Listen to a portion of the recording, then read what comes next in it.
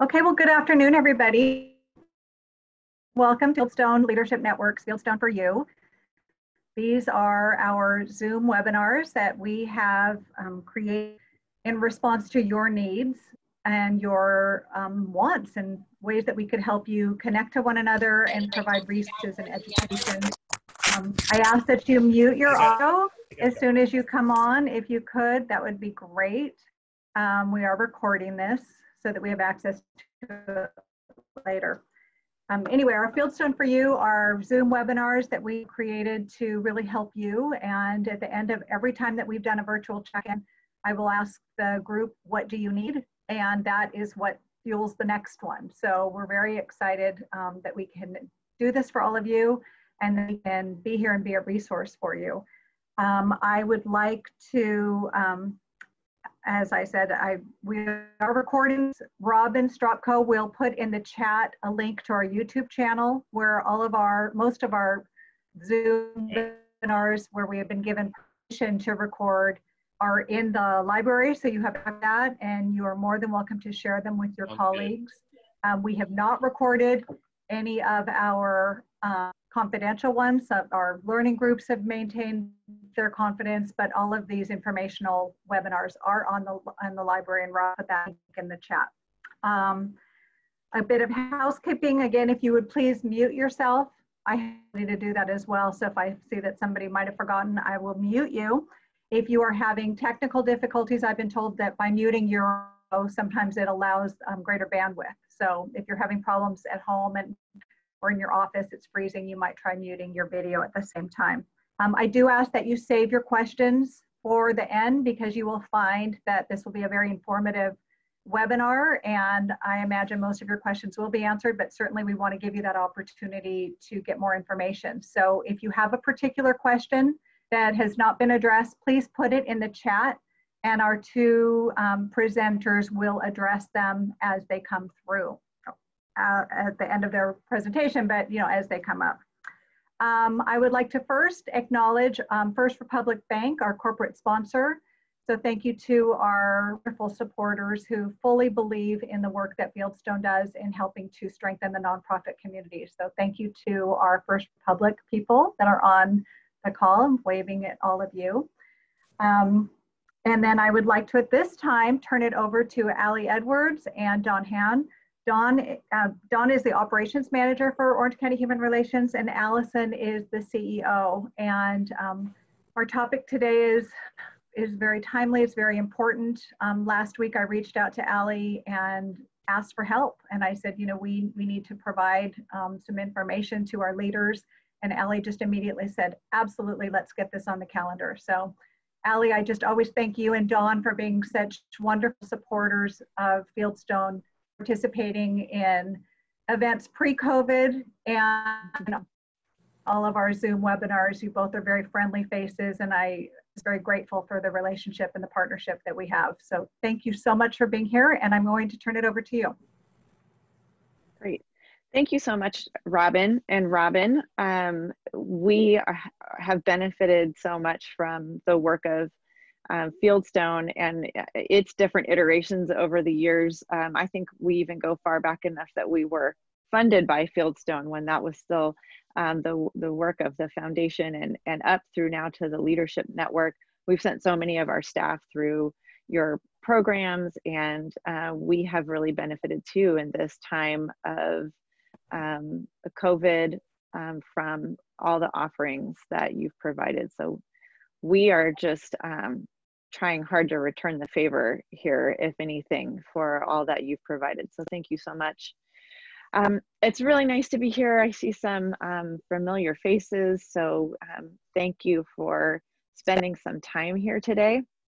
I'm Allie Edwards. It's nice to just exist on these things with a constant name tag, right? So you don't have to try to remember. And my colleague Don Han is with me. And we have both worked at OC Human Relations for each about 20 years. And so the work that we wanted to bring to you today is partly what we try to do in our organization and what we try to bring to other organizations. And if we're really on our game today, we'll tell you some of the ways that we came to this stuff, because they're not all nice stories about being proactive and knowing what to do all the time. We certainly learn through our mistakes. And so we'll try to share some of those things with you today. If you don't know much about OC Human Relations, I'll go ahead and start the screen share. So bear with me to do that.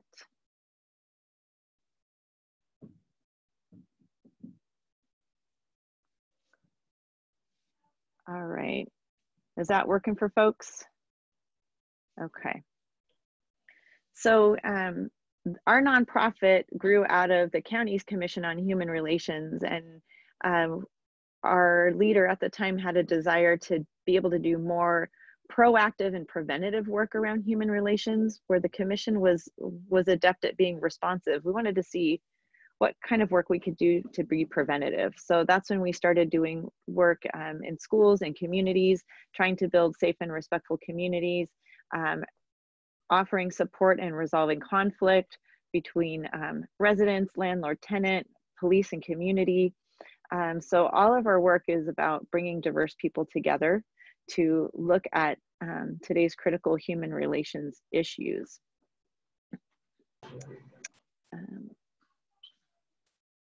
Oops, I'm learning how to do this.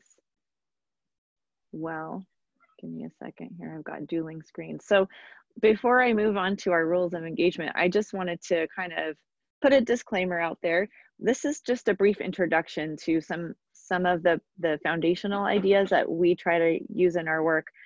Certainly this is not a training, but I hope it starts to get you inspired to take on some of these ideas.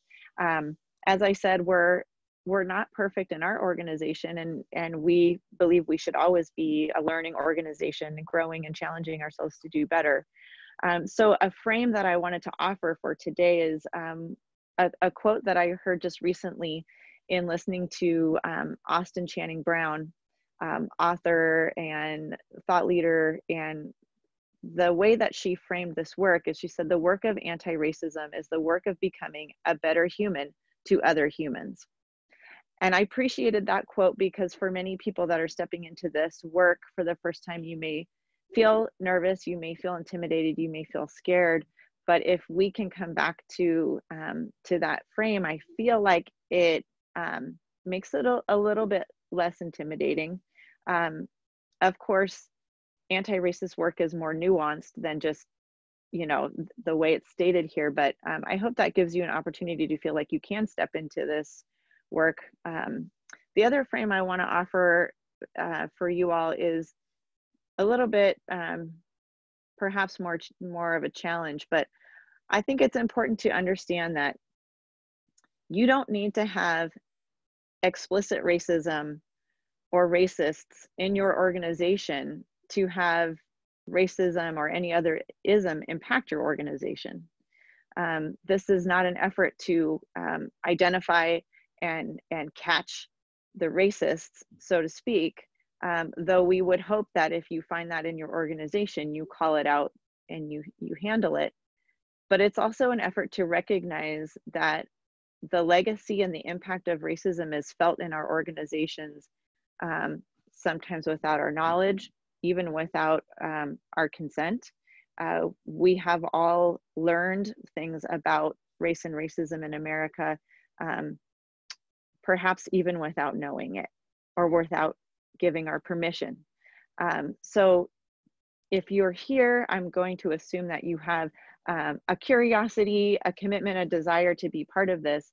And I want you to know that we want to support that. We're here to help you. And we each need to do the work individually, but I also, I think it's important for us to call out that it's not always enough to know that we ourselves are not actively contributing to racism. We also have to find all those other places that we can uncover it in our organizations, where it may be embedded in our operations, it may be embedded in even just the thinking of the people we work with. So that's kind of two frames to offer for today. And with that, I'm gonna let Don introduce you to what we're calling the rules of engagement. Thank you, Ali. Good afternoon, everyone. So just to piggyback on what Ali said, that you know, in order for us to learn and feel safe and go through this presentation together as a group, I'd like to go over some of the guideline or rule for engagement. And the first one will be definitely be like confidentiality. For example, like if you want to give example of certain things or incidents or things like that, please refrain from using people's names, you know, so that it will be confidential. Experience aren't universal, right? So our own experience, unique experience, and you know, and respect other people's experience as well, that they come to the space. Be conscious of our engagement and learning. Sharing is helpful to this healing process in a sense. And it's okay just to listen and reflect. You know, you don't have to say anything. It's also okay to be uncomfortable because these topics could be very uncomfortable for all of us, to even having conversations or having a learning experience. If anyone are not sure of what you're hearing or understand, you could ask questions. You know, respectfully, you could ask questions, and we'll do our best to answer that question.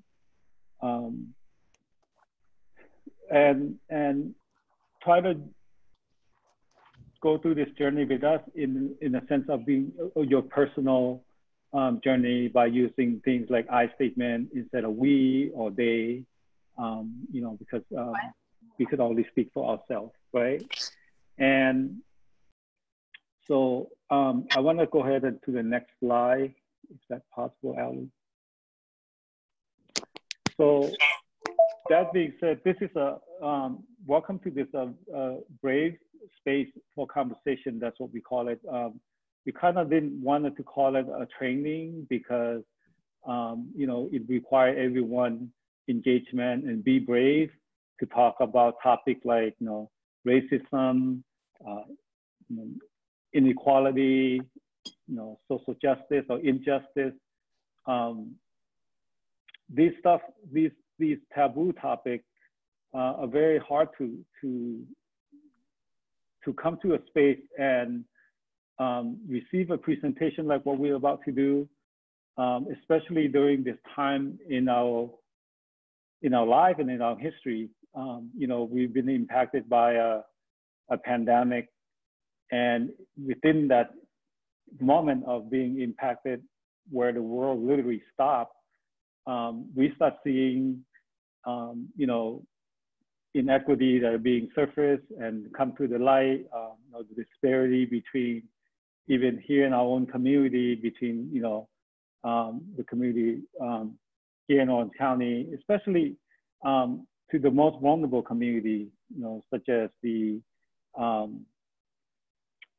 Black community that have been impacted. The Latino have been the highest rate of, you know, infected by the COVID-19 and things like that. So we see the disparity and inequality, that how things are being handled. But long and behold, also the other types of what we call unfortunate epidemic that happened in the world, which is a Black Lives Matter that erupted again. But to some people, it's almost like an eruption that just happened. To some of us, this is nothing new. Some of us have experienced or seen this all of our life.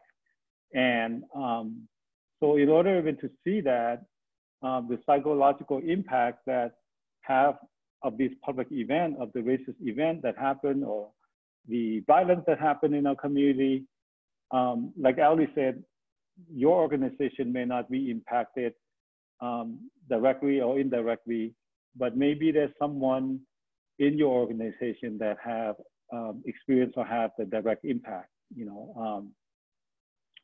So with that being said, I'd like to go to the next session, Ali. So So for the CEO and for the leaders, one of the things that three of the things that we like to share is that when the world-changing event like this happen, the injustice that's happening, the misstep, avoiding some of these missteps will be important. For example, like keeping silent, right? Not saying anything. Desmond Tutu once said that if you are neutral in the situation of injustice, you have chosen the side of the oppressor, right? And Dr. Martin Luther King said that in the end, we will remember not the word of our enemy, but the silence of our friends. So being silent is not an adequate response because we want to stay neutral, right? Or becoming overly defensive if the topic comes up. Another common mistake is that approaching the uncomfortable conversation about racial injustice is when we react defensively, especially when the whole world is changing. And then maybe the overgeneralizing when trigger events occur, or the tendency to make a sweeping generalizing about group of people involving in the public conflict. Just for example, like looters, and generalizing that the Black Lives Matter into like they are just want to go out and loot and things like that. It's not accurate generalization. So, Ali, can I go to the next one?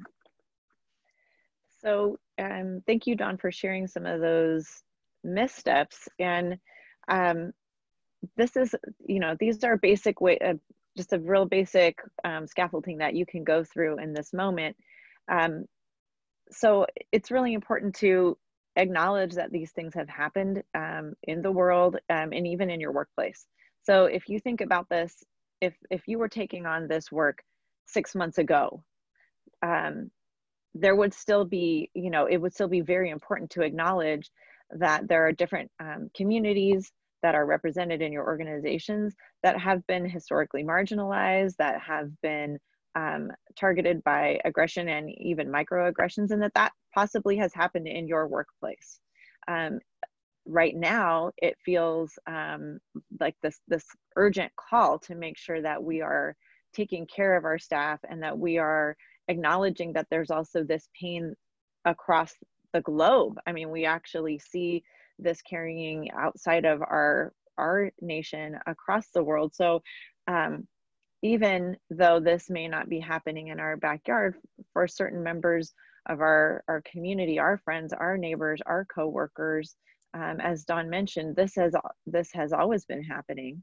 And we are just reaching out now to acknowledge this. So it's hard to know what each and every person may be feeling at this moment. So making sure to acknowledge it is important.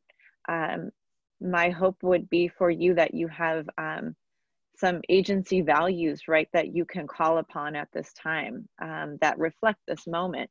So if you don't, you might want to consider, what do we say are our values as an organization, and if we need to revisit those and find out if they really do. If we say we are committed to building an anti-racist organization or an inclusive organization, can we say that was already reflected in our values? So acknowledgement is important, and affirmation. Affirming that everyone in our community has the right to safety and to be seen as fully human at work, at home, in the community. Very important to make sure that we're recognizing that, and that again, that's a value that you're upholding in your organization. And then think about how you're going to act. And by act, I mean take action, not how you're going to hold yourself or something like that. You can find different ways to engage your staff in this process depending on how you've worked in the past. If you are a consensus building organization, that's what we are. We try to provide lots of space for staff to interact, to provide feedback in our decision-making processes. With each of these high-profile cases, our staff felt really deeply impacted. So we right away got into an online space where we could dialogue, where we could process and we could have support for one another. And then we moved into space where we questioned, you know, are we acting in a way that shows this commitment? What else do we need to do? What relationships that we have in community do we need to talk about or evaluate? Which institutions are we partnering with? Are they reflecting our values? We had already started an initiative to look at which vendors we're working with. Do they reflect our values? And so, you know, we went back to that moment to see how our staff could help inform our steps. Now, just to be careful about that, that also didn't mean that we were saying, okay, staff, you tell us how to fix it or you fix it, right? We still need to take responsibility for enacting those changes. And we also didn't go to our colleagues that are people of color to say, you know, teach me, tell me what to do.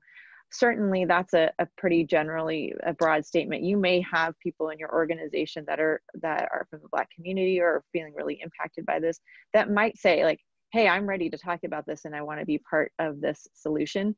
But just be careful. I heard this analogy I thought was really helpful is thinking about being a guest in someone else's house and your host is exhausted. So, and treat it as such so that you're not coming up, you know, like, so what's for dinner? What'd you make? Can I have more? You know, how would you step into that space? How would you try to show up in that moment if you knew that person was really exhausted, right? You probably wouldn't ask them to do more. You might go out on your own and say like, okay, I'm going to assess the situation. I'm going to learn on my own what I can do. I see that the kitchen is a mess. I will just go ahead and learn where the things are in the kitchen and put them away. So if you've been online, you may have seen a lot of people saying, you know, Google still exists. Google's super important. There's a lot of opportunities to learn on your own. I can hardly get online without seeing someone who has put in the labor for me, right? To say, here's a list of things you can be doing. Here's the list of books you could be reading. So, so we didn't bring too many cliff notes for you today like that, but certainly there's no shortage of those things that you can find. So we want to call out that balance, right? That you want to engage the diversity of your organization to inform your steps forward, but you don't want to burden the diversity of your organization to be responsible for that. And I hope that's a distinction that makes sense. And you know, throw stuff in the chat if you're like, I don't know what the heck this lady's talking about. That's fine too, because we hope we can learn from you today as well. Okay, so the next slide is for Dawn. Thank you, Ali. So I want to reiterate what Ali was sharing, that from my own experience of that process as a staff, one of the staff person in our organization, was that when our CEO and our leadership decided to have a forum, a Zoom meeting, just to have a safe space for us to basically share the process of what we're going through and what we're witnessing, or how is that impacting our life at the moment, really have a positive impact on us as a workforce, because that's affirming to us that the organization that we come to apply to be part of, to share the vision and the mission, very in alignment with why we're doing the work that we do, which is nonprofit. So thanks, Ali, for doing that.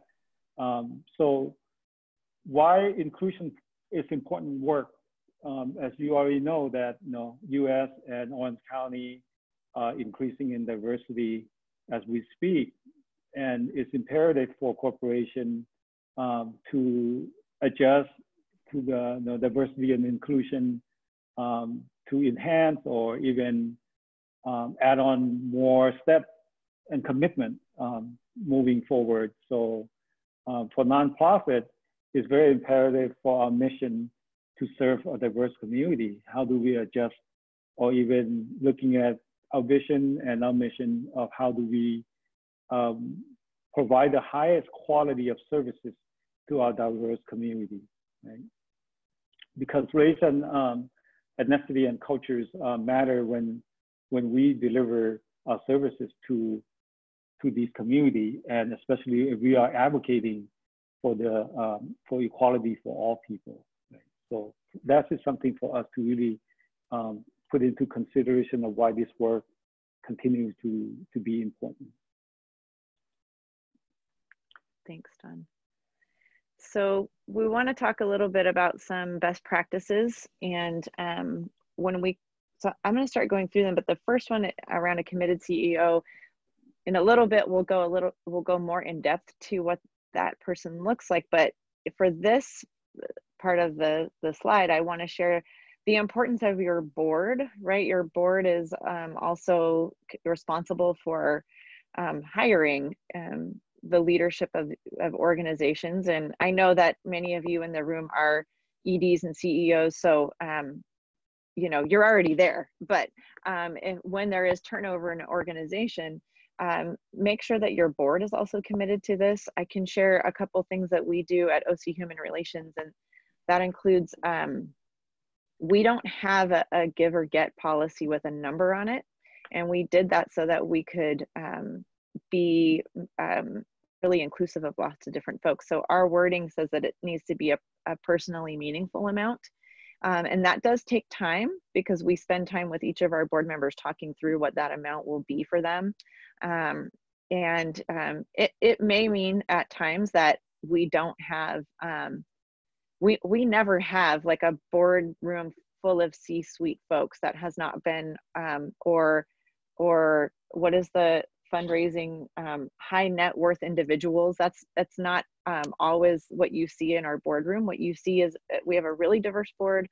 It's a majority of people of color. We have always committed to having members of the community that we serve on our board. And because we also are a youth serving organization, we have at least one dedicated seat for youth members. And right now we actually have a high school student plus 2 college students that just didn't want to leave. And they've continued to help inform our work and represent their constituencies. So that's been, those things have made a difference for us. Clearly, our mission statement is, you know, and our work is really geared towards diversity. So I would say we attract a diverse crowd, so to speak, but I don't think that's enough. I think we've taken great steps to ensure that over a period of time. And then of course we have our active role in our board of assessing the needs of the board. Are we actually reflecting the communities that we serve is something that we do regularly. And I just have to give a shout out to Rusty, who I see joined us, and he is the person who really masterminded these things to make sure that our board can be connected to our communities, and they can help inform the direction of the organization in a really authentic way. So thank you for that, Rusty.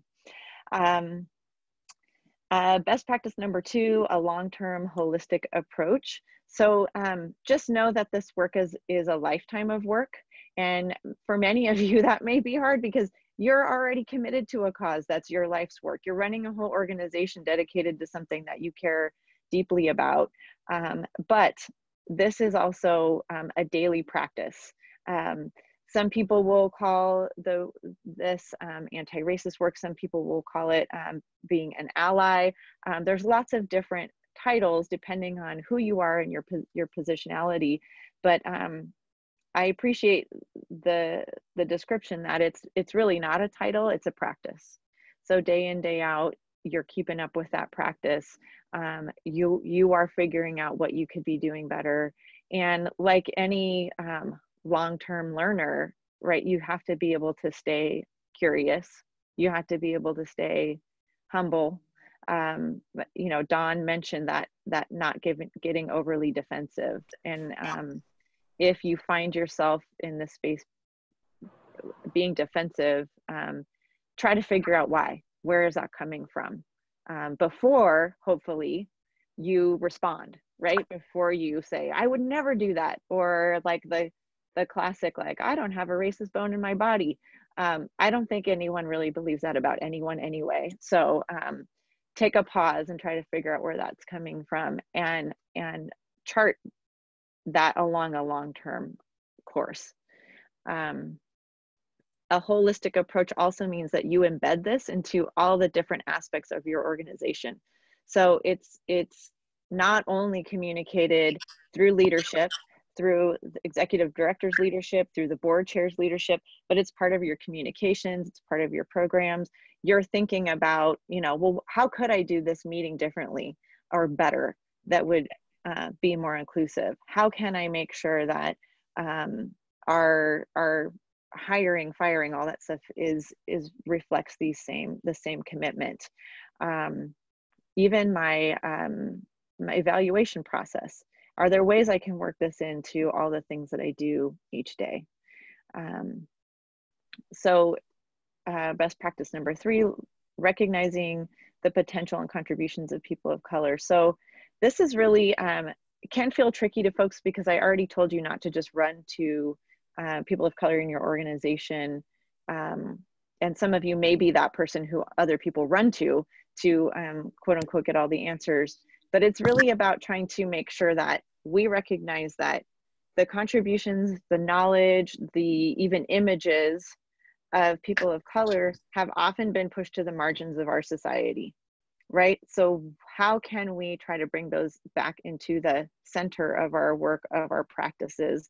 Not necessarily to the exclusion of anyone else, but you know, we need to make sure that we're considering that knowledge, those contributions. I'll give you an example that I heard at a training about board diversity, which was the potential for nonprofits to invite people of color onto their boards and then not make any steps to make sure that they felt welcomed or included.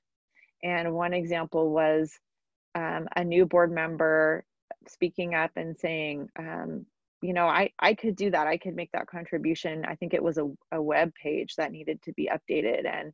And the board didn't welcome the contribution, said, oh, no, you know, don't worry about it. We've got it covered. And it turned out this person was like a professional in web design. And so by not really figuring out how to value that voice in the room and provide space, they missed out on also great opportunity. Now, that shouldn't be our motivation, right? What can we get out of it? But just look at that lost opportunity for that organization.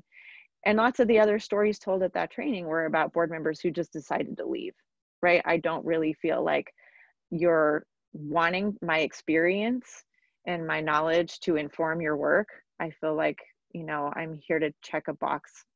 And that's not really inclusion anyway, right? That's definitely not anti-racism. That's just paperwork.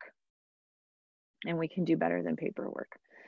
And looking at of course, like your staff, your volunteers, board members are volunteers, and even your contributors. And again, it doesn't mean that you go out and you say, okay, I'm going to find all these people so that we're diverse. But what are you doing to break down those barriers? What are the reasons that people may not feel welcome to apply to your organization? Are there things that you can identify that send the message that you may not be valued here if you're on board?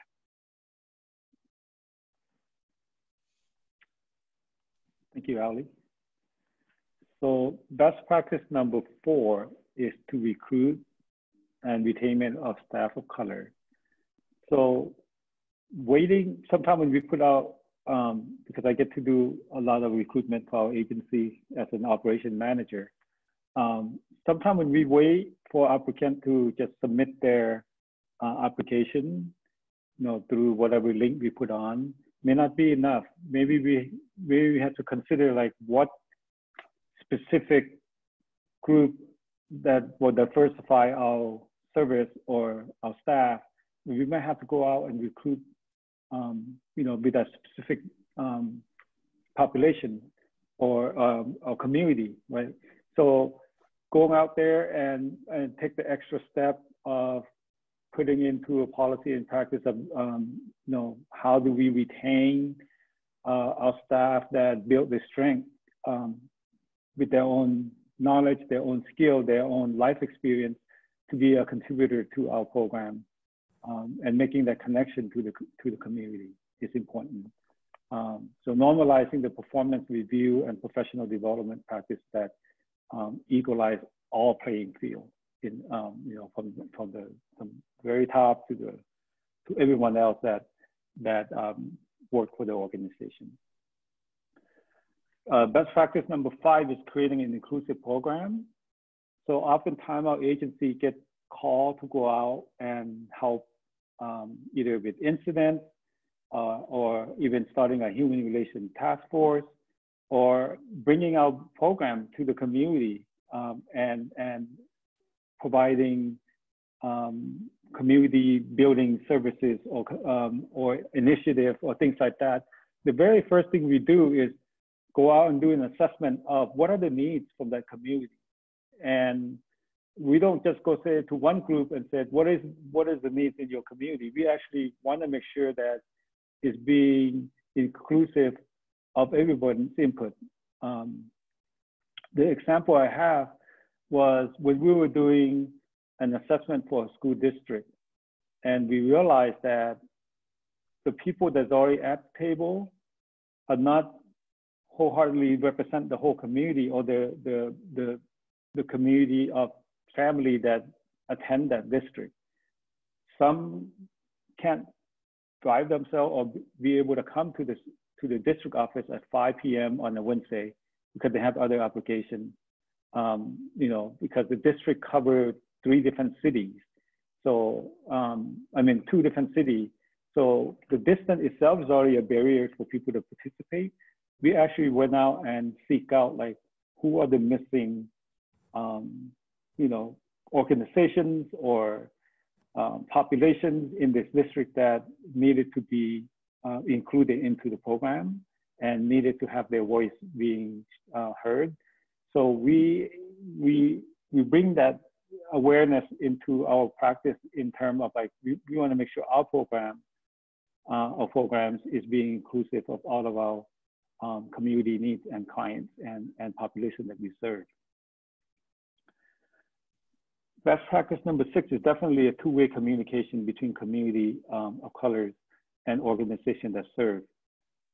Especially if the community have things such as language barrier, right? I remember, when my family came here as a refugee from Laos, we didn't speak a word of English, So I know that years ago when the Orange County Human Relations helped start something what we call the Laotian family, a Lao family service organization at the same time with Cambodian family.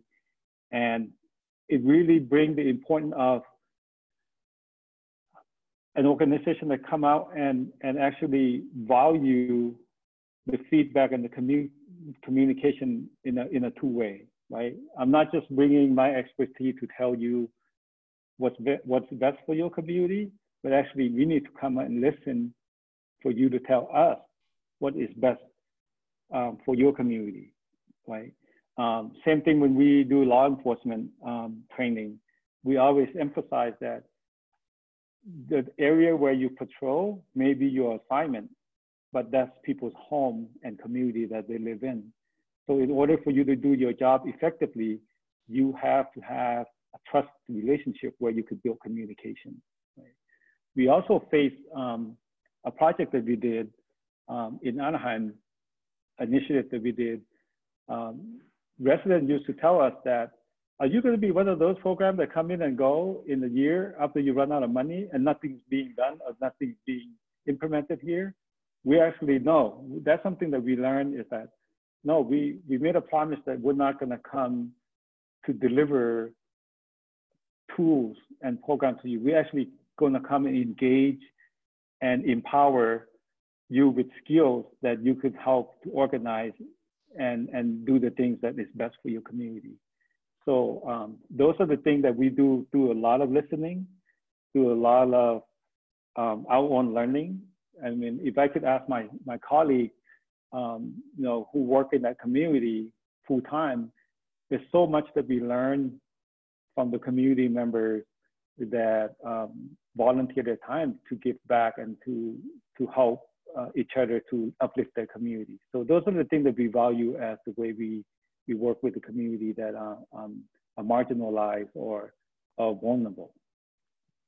So, yeah, and all of this, I guess, assumes that you would be trying to consciously be aware of any place that bias is within your organization. So, for example, I just had a conversation last week with a police chief that shared with me how profoundly impacted their hiring was when they had, I'm not going to get her title right, but essentially there was a woman that was in charge of hiring. One of the female officers on staff was put in charge of hiring, and it skyrocketed how many women they hired in the organization, because when they had only men in charge of that, their bias to hire, like, you know, what they see in the mirror, was impeding their ability to hire women in the organization. So you do have to make sure that you can recognize where those things have happened. We also do things like in our hiring where we bring more people into the hiring process than we need to. We have a handful of people that review resumes. We have a different handful of people that sit through interviews. If we can, we'll bring a board member to our interviews, even not just for like hiring the CEO, for hiring a brand new person that'll be, you know, frontline staff out in the community. And we do that because it minimizes the effects of any one person's bias on the process. So nobody can read the resume, do the interview, and make the final decision on hiring alone. We always include people, and and it's really nice for those people who will be on that person's team. You know, they feel like they also have some impact on some of the decision making about who they think is best qualified for that position. So we've built in some of those things that help us to, instead of saying, oh, I'm just going to make sure I'm not biased, right? Putting things in place that, knowing that my bias will likely seep into anything I do, we put things in place that will minimize the potential for its impact, even though I hopefully am doing my best to check my bias as well. So I told you we talk a little bit more about what the qualities are of a committed CEO. I also wanted to share another quote with you that I loved hearing from Brene Brown that really resonated for me. I think you can go into this with this quote. I am here to get it right, not to be right.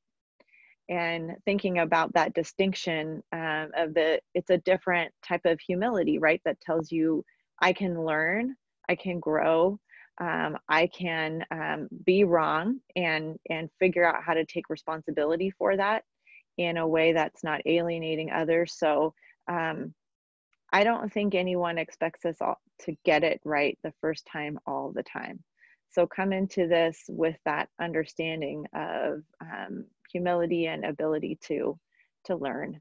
So I hesitate to just read these to you because that's so boring, but I'll try to be not totally verbatim. So looking at committing resources. If you've been listening to these conversations about the priorities around law enforcement right now, right? There's a lot of discussion about budgets, and some people will say that budgets are a reflection of your values. So if you intend to be committed to an inclusive or anti-racist organization, and you don't commit any time or resource to it, you're probably not really going to be committed. By definition, you're really not committed to that. So thinking about how you can commit resources. And for some of us, I mean, this is a time when, for, you know, in our nonprofit world, financial outlook for all of us is at best uncertain. So I understand that many of you will not be able to add a line item to your budget in this moment, but resources can be time as well. And you may need to start there as you figure out how to build this into your budget over time. So Dawn talked early when we started about creating a brave space. And so that's kind of what this is. Rather than be silent, take the risk to get it wrong. Take the feedback if you do get it wrong, and hold on to it, right? You don't have to defend yourself. You just have to be able to integrate it. And as Maya Angelou said, once you know better, you do better. Transparent decision-making helps people to have less questions about whether or not bias is influencing the practices or the decisions in the organization. That doesn't, you know, there's always a limit to what any of us can share with full transparency, but sharing your thoughts on decisions before you make them and asking for feedback, giving staff we have often given our staff the blessing, like, hey, if you all need to meet without management and you want to give us your thoughts on this, we're happy to have that space for you. And we, you know, you have our blessing because this is what we're facing and we want to know how you would prioritize that. We've had discussions even where, hey, this is like 10 years ago. We have to take a big cut. One year we lost a $500,000 donor. And for us, that was like over a quarter of our budget at the time with no warning. And we were already into our budget year. And so we asked the staff to think, okay, what do you want to prioritize? And they came back to us and said, we'd actually rather take pay cuts than lose positions, right? So that was great feedback for us as we moved forward. So transparency is definitely helpful. Yeah, willingness to change your course. I think to me, that's just being humble and not charging forward despite what you're hearing. Making sure that you're connected to the communities that you serve. You may not serve communities in the same capacity that we do, but certainly there are clients or communities. And I think this is good in any organization with regardless of your mission and regardless if it's in service to being an anti-racist organization. If you're really not connected to the reality of the people you're serving, you're gonna make different decisions than if you are. Sharing the power, that goes back to, I think, when can you have more people involved in the decision-making process? Who else can be the face of your organization? Who else can have those learning and training opportunities? It doesn't always have to be the executive director or the CEO.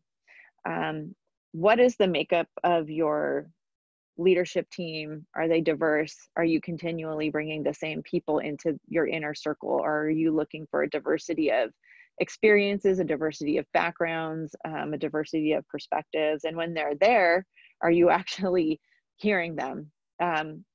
Another thing I heard this week was we don't need to give voice to the voiceless because those people have a voice. They've been screaming at us for a long time. What we need is to give ears to the earless, which I just loved. If maybe this is not a problem of things being voiced, it's a problem of us actually listening. All right. Effectively reaching out to diverse communities. Kind of talked about that a little bit, but also, do you have a place where people can voice concerns without fear of being retaliated against? We often also, you probably do this too, but we provide ways for anonymous feedback We provide opportunities for staff to comment on how they think our organization is doing in that format. And sometimes it's brutal. Like you really have to pause and figure out, you know, my first instinct is often like to take it really personally, and instead that practice of pausing and like, okay, what I really need to do here is try hard to understand this. Why did someone feel like their experience right now is one of disrespect? Why do they feel like we are not sharing any power?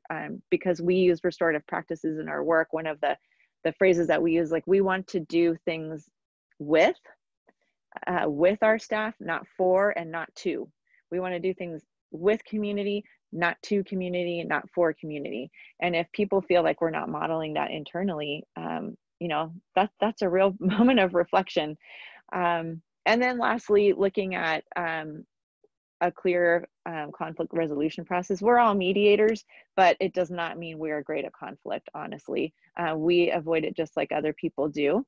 And so we try to put processes in place. We actually created a respect agreement in our organization, and we gave people a chance to give feedback about how they would like to engage with one another when they're in conflict with their coworkers, how they would like to be treated when they're in conflict with their manager.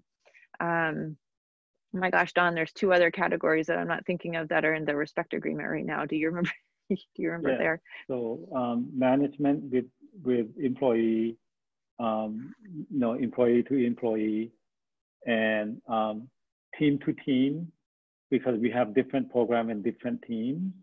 Sometimes when we happen to have the opportunity to collaborate on a project or something like that, how do we hold each other accountable, equal lifting per se, right? And equal dedication to make sure that our project is success, instead of relying on one team to do the heavy lifting and the other team just observe on the side. So we have policy on agreement, shouldn't say policy, agreement on bringing that, you know, to the table.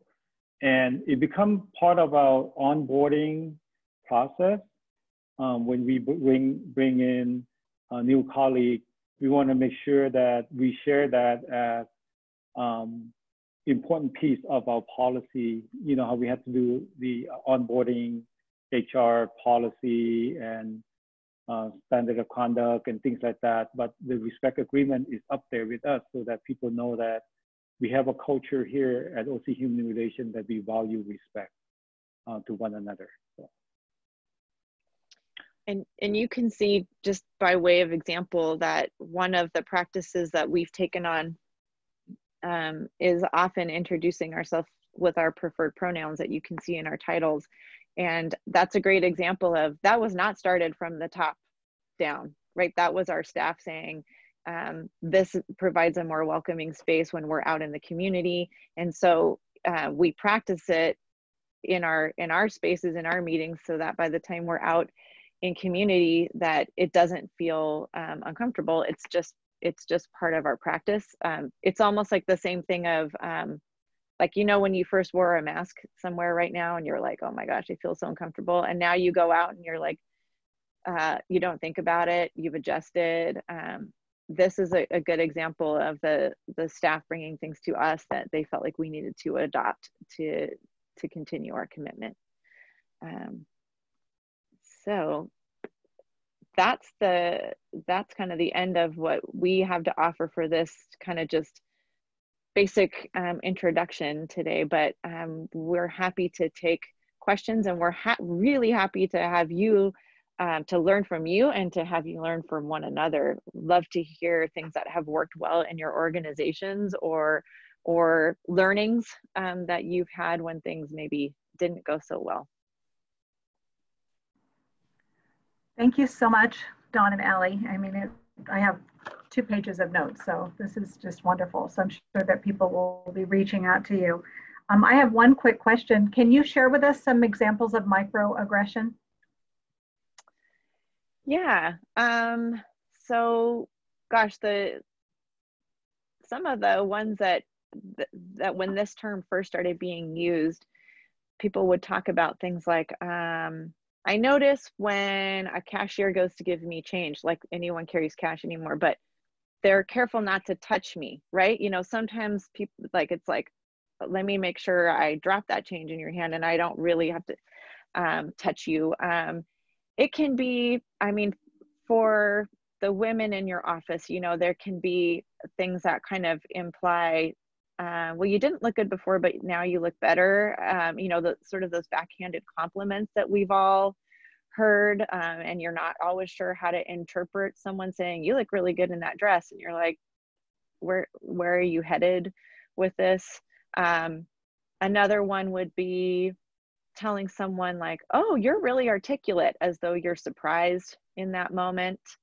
So these are things that they're called microaggressions, you know, because they're not like, you know, acts of violence, physical violence, but they are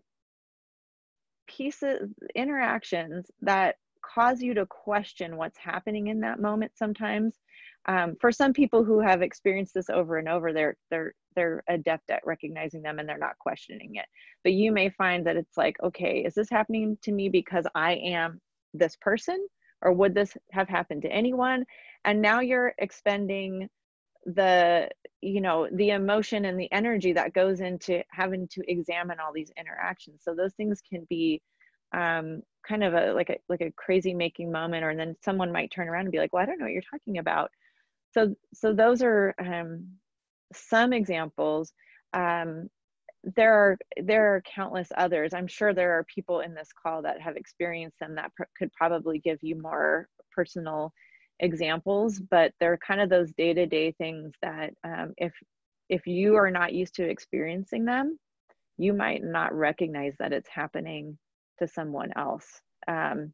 One that's come to the forefront recently is there are now states where people are having to pass legislation about the right of people to wear their hair however they like, right? And this came out of employers telling Black people that certain hairstyles were not professional, right? So, I mean, we can debate if that's micro or bigger, but that's one that rose to a level where it actually, you know, legislation became the remedy to that. Thank you. Does anybody have any questions? I'd like to add that in chat, I added our link to a new web page that we added into our website. It's called the Anti-Racist Resource page that provides resources. If you have a chance, please visit that site if you need any more support as well. Yeah, that's got a lot of resources for individuals, you know, places that you can go do that reading and self-education. Any other questions? I don't want to keep Ali and Don longer than you've already given us such valuable information.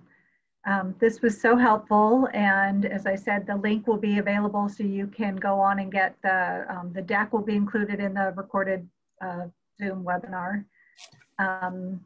I encourage you to reach out to Ali and Dawn. There's Rusty. Rusty just opened up. Hi, Rusty. Would anybody like to add anything before we end the call? Robin, I'll just share that we're working with other organizations too, or lots of organizations right now that are trying to look at this, you know, over a period of time. So we're happy to be a support if we can to organizations beyond today. But I think I cut Rusty off. Sorry, Rusty. No, I was just saying thank you for letting me listen in. It was a great job and I appreciate it. So if you don't know Rusty, he's our old boss. So he's checking up really on us old. To make sure very that old. We're you know, stewarding the organization well. Yeah, then again, anything at all that you have questions with, please reach out to me or to Ali. No question is too big or too small, so we'll be more than happy to assist in any way we can. Thank you. Excellent. Thanks, everyone. Well, Really thank you, appreciate Allie, the time. so much. Thank you, Allie. Thank you, Dawn. Thank you to First Republic for being our sponsor. And thank you to all of you for your participation in our Fieldstone4U. Be well, stay safe, and we will be in touch. Take care, everybody. Bye.